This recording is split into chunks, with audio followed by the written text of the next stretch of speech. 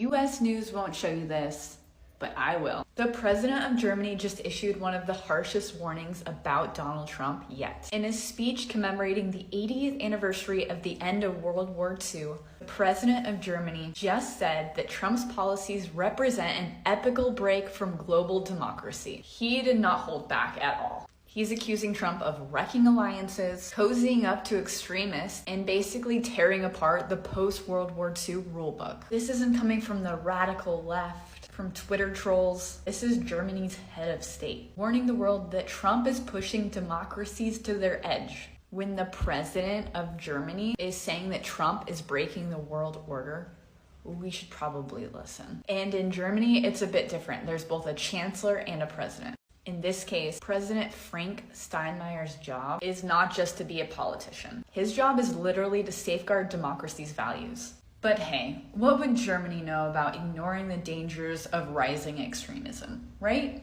Donald Trump is trying to morally blackmail China seriously. He posted on Truth Social on Wednesday that the soybean farmers of our country are being hurt because China, for negotiating reasons only, is not buying. Well, of course China is negotiating, isn't it obvious? So let's just get this straight. Trump raised tariffs on China and then expects China to just accept those tariffs and still keep buying American goods. How does that even make sense? Am I the only one who thinks this sounds like moral blackmail? At the end of the day, it's China's choice what to buy. And I do feel sorry for US farmers, but if China doesn't fight back, then Chinese businesses and farmers will suffer the same way. And Trump said he will meet with President Xi Jinping in the next 4 weeks. Whether she even agrees to meet or not is another question. We don't hear any messages about the meeting from China. But here's the thing. In China, it's simple. If you are fear to us, we'll fear to you. If the US doesn't move on tariffs, it's hard to see any real progress. So let's just wait and see. I'm Kitty Tom, bringing you a new perspective. Talk to you later. So Trump's doing his Canada should become the 51st state bullshit again at his little meeting of, I don't know, all the generals in the world. It's so annoying. Like that, it's enraging when he does that. Because you know it's just off the top of his head. Because the guy's a fucking moron. He's up there just like saying anything, just anything. He's an idiot. People who support him are idiots. But it does make me think that now the rhetoric is going to come back. Every time he does this, then all of a sudden, all of his stupid followers are like, yeah, he said it. Canada should be the 51st state. And then they find reasons to blame us for something. I don't know. He doesn't even know what he's blaming us for. So my question is to Americans, what are you going to do if he does try to invade Canada, try and take it? I think that if he did, it would be like other wars, you know, it would be like Afghanistan, just a decades-long insurgency. The tanks and everything would roll in, they would take over Canada, and then Canadians, who are brutal in war, we would just pick everybody apart, you know? I think there would be like attacks down in the US, clearly, because we do walk amongst Americans all over the US. But what would Americans do? What do you think Americans should do if that happens? Because as of right now, you know, he's unchecked. Nobody seems to be doing shit down there. But if he were to actually wage war against us, against Canada, what would Americans do? Would there be violence? It's hard to imagine that happening, though at the same time these days, it seems more and more likely. So what would Americans do? And what do you think Americans should do? Trump's peace plan for the Gaza Strip is terrible for the Palestinian people for so many different reasons, and it ultimately will not work because just like American mediation over previous decades, it ignores the fundamental issues of the Palestinian people, most notably the right of return, the dismantlement of Israeli settlements in the West Bank, East Jerusalem, and the Golan Heights, and also Palestinians' right to have their own state. Trump has actually said recently that Israel won't be allowed to annex the West Bank, But this doesn't really matter because Israel is already in the process of doing this, and previously Trump was the first ever American president to call Israel's settlements in the West Bank and East Jerusalem legitimate. And so without addressing these problems, all of the nonsense about interfaith dialogue and changing Palestinian narratives about peace are going to do nothing because they don't address the fundamental issues of the Palestinian people. Palestinian resistance and acts like October the 7th do not come from a random hatred of Jewish people. They are a direct result of Israel offering nothing to the Palestinian people continually and aggressively removing the possibility of a two-state solution. This is something that Netanyahu openly admits. So any peace plan like this, which is endorsed by world leaders as a great step towards peace, is totally meaningless because it ignores the fundamental problems of the Palestinian people. Wrote, I'm 87 years old.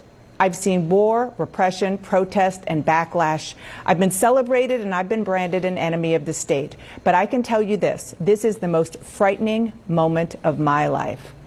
That's pretty chilling. This is a very chilling time. You know, we've faced attempts at autocracy before in the 20s and 30s, and you've cited the example of McCarthyism. There was Jim Crow. This is different, and we should all be very scared, and the key is solidarity. And so that's why I thought to resurrect the spirit of the committee that was started in the 50s and included my father within the entertainment industry. No president has ever sent troops into the democratic cities across the country saying full force. No president, as far as I know, has tried to control the Federal Reserve, the central bank. He is amassing power in a way that will destroy our democracy. And so we're going to stand up. You know, we're creatives, we're storytellers. We can do it creatively. We can have a good time while we do it. But we want to push back, and we want to model what creative, nonviolent, non-cooperation looks like. Hello everyone, welcome to my channel. It's Anthony, and it's amazing having you here. So the leader of the free world is naked, and no one wants to tell him. Everyone is laughing behind his back, because it's suicidal to laugh at the president of the United States. So what the world leaders are doing, they are laughing behind his back because he's naked. And no one is telling him in his administration, no one is telling him that literally he is naked. Oh my goodness. So one thing we have to understand is that there are a group of white people within this country who want to be victims. Beta! That's correct. You heard me correctly. They want to be victims. They go out of their way to seek victimhood status. That's what they've done. And what they unfortunately have done is try to promote this victimhood status on the rest of white people in the country. And it's backfiring, right? It's completely destroying, you know, I hate to say it, but the white community in many cases, you know, whether it's the birth rates, whether it's mental health, whether it's, not being able to have families due to lack of resources, the list goes on. And this victimhood complex is only getting more egregious. Now, this is something that Trump said he was going to be promoting during his second term of office. And that was, hey, he was going to stop this anti-white sentiment. And what they have managed to do is to latch on this fixation over genocide. Oh, my God, white people, do you understand they're being eradicated in South Africa? There's a little problem to that story, and that is none of it's true. None of that is happening. But I want you to understand they don't care about the facts. Why allow the facts to get in the way of a good story? And that is a narrative of victimhood. That is a narrative of woe is me. And you have a lot of these influencers who are promoting and peddling this victimhood narrative to their audience. And you have to understand, this is why I say that when it comes to these races, when it comes to these ignorants, that every accusation is nothing more than a confession. Because everything that they're accusing black people of doing, when our grievances, even today, are absolutely relevant or actually real and based in reality, not only in this country, but throughout the world, they still, ignore us. They still say, oh, get out of here. Stop being a victim. But when they talk about some fake, made-up genocide of white farmers in South Africa, the world must stop, okay? The world must stop and hear our pleas, hear our cries. We must do something about it. And, and it's just weird. It's really weird. It's a perverse mindset that many of these people have been inundated with. And it's gotten to the point where it's made its way to the Oval Office. And bruh, this was the most embarrassing thing that I've seen. You have Trump who's talking about this genocide, and he's asked a question, what is it going to take for you to not believe that there's a white genocide going on of farmers in South Africa? What is it going to take? And, you know, the South African president, he's like, let me answer that question. What's it going to take is for him to listen. That's what he says. He's going to have to listen to the people who he likes, people who he doesn't like. He's going to have to listen to you know, the agriculture. He's going to have to listen to people from South Africa that's not happening. What will it take for you to be convinced that there's no white genocide in South Africa? Well, I can answer that for the president. It's, for him, no, seriously. I'd rather have him answer. Yeah, I'm going to answer that. It will be, our president will respond to you. Yeah, Thank you, Mr. President. It will take President Trump listening to the voices of South Africans, some of whom are his good friends, like those. I want to show you how Donald Trump was just mocked ruthlessly by multiple foreign leaders. Remember this when he claimed that he solved the war between Albania and Azerbaijan, even though it's Armenia? Amazing things. You saw the Azerbaijan. That was a big one going on for 34, 35 years with Albania. Remember, it wasn't Albania, like he said, but it was Armenia that had the peace deal with Azerbaijan. So here is French President Macron speaking to the leader of Albania and Azerbaijan. Remember, no war was solved between these two countries. You should make an apology here to us. Because you didn't congratulate us on the peace deal that President Trump made between Albania and Azerbaijan. And you worked very hard. Video has surfaced of world leaders making fun of syphilitic Sid. So you know how he'd been bragging about how he's de-escalated and stopped all these wars. Well, apparently he got up there and said that he had stopped a war between Albania and Azerbaijan. And the president or prime minister or whoever of Albania was like, wow, I didn't know we were at war.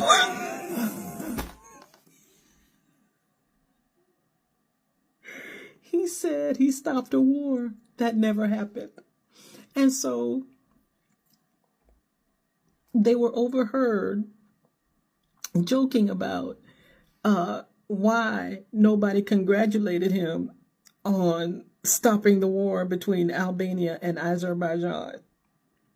Now, I'm laughing, y'all. I'm laughing.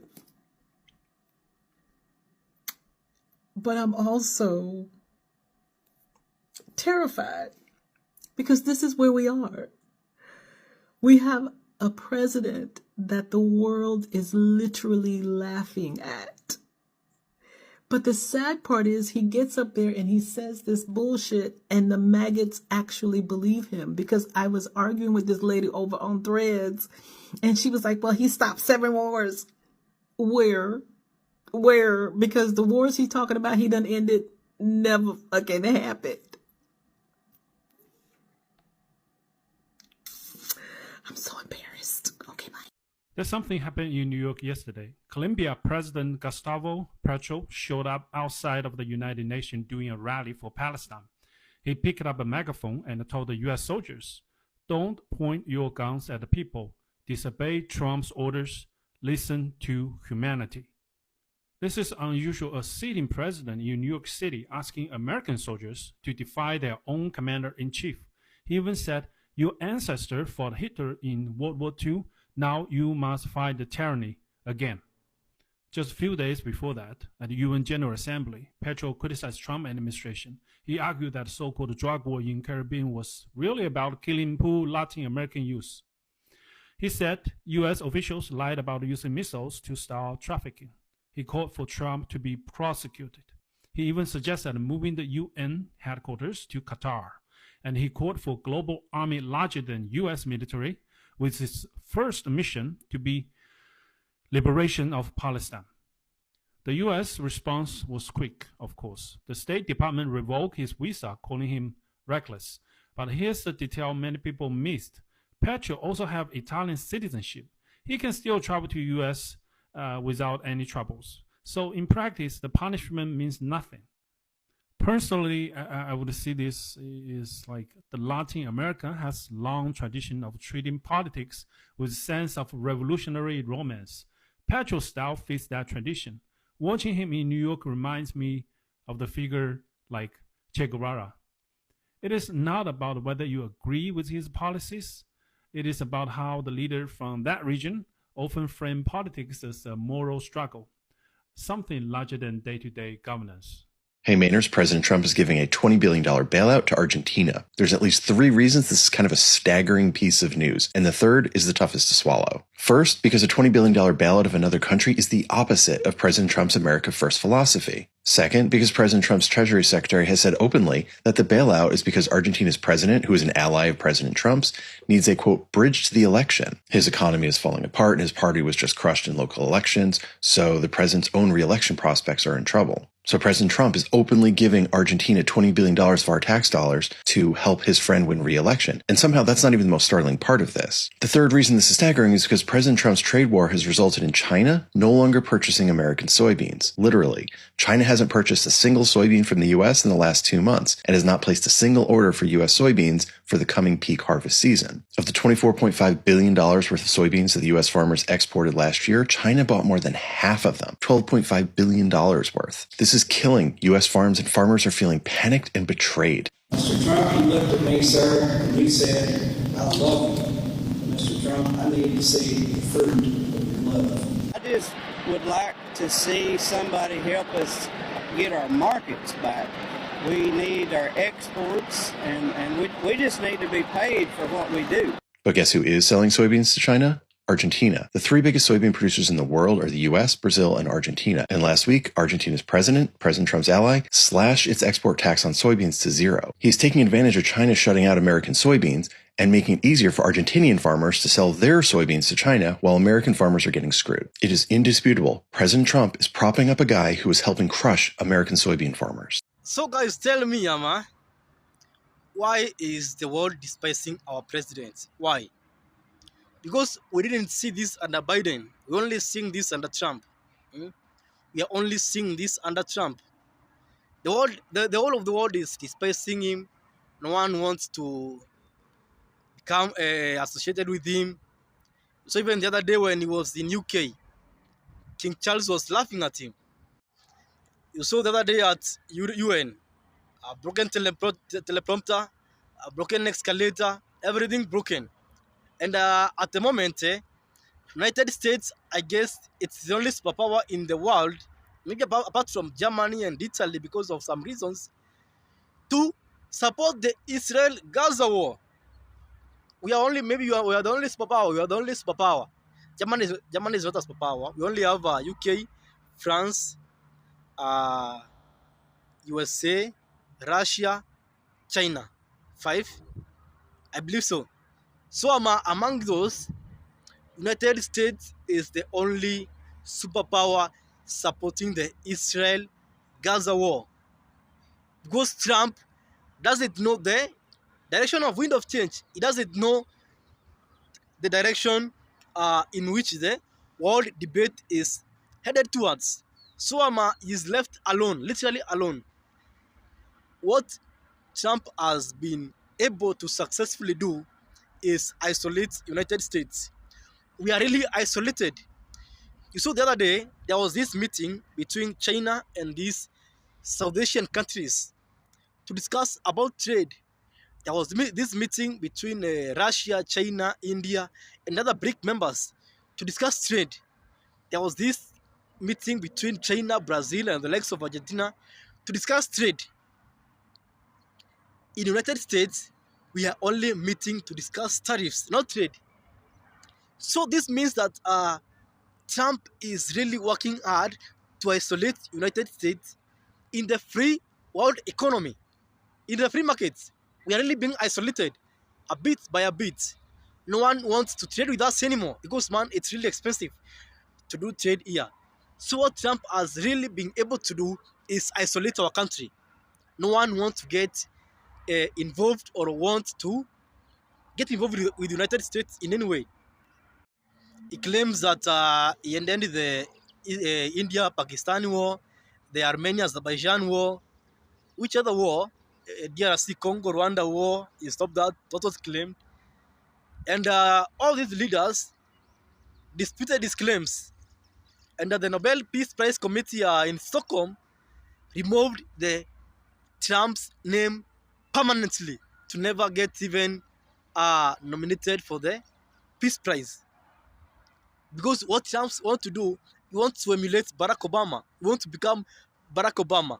When in the real sense, he ain't even 20% of the man Obama was. He ain't. So Trump claimed that he wants the Nobel Peace Prize.